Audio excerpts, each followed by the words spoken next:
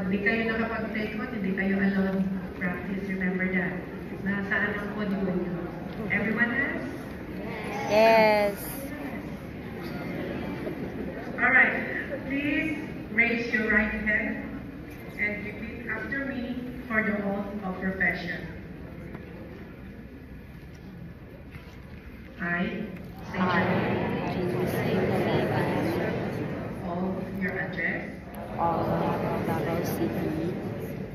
hereby solemnly swear Hereby solemnly swear that I will support and defend the Constitution of the Republic of the Philippines, that I will support and defend the Constitution of the Republic of the Philippines.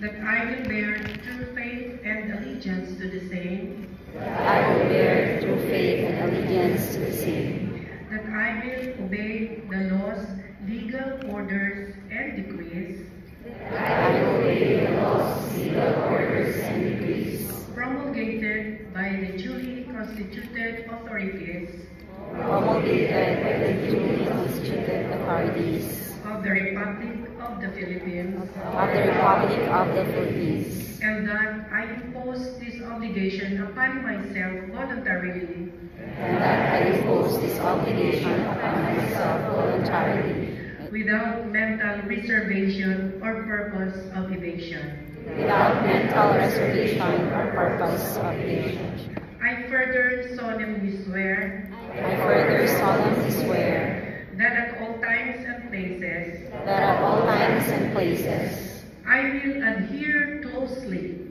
I will adhere closely to the ethical and professional rules to the ethical and professional rules generally accepted by the real estate service profession generally accepted by the real estate service profession in the Philippines, in the Philippines, and I will well and faithfully discharge and I will well and faithfully discharge to the best of my ability to the best of my ability the duties, the duties, responsibilities, and obligations responsibilities, and obligations incumbent upon a legally authorized real estate service or appraiser practitioner.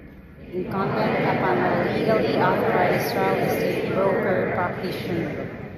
So help me God. So help me God. Congratulations!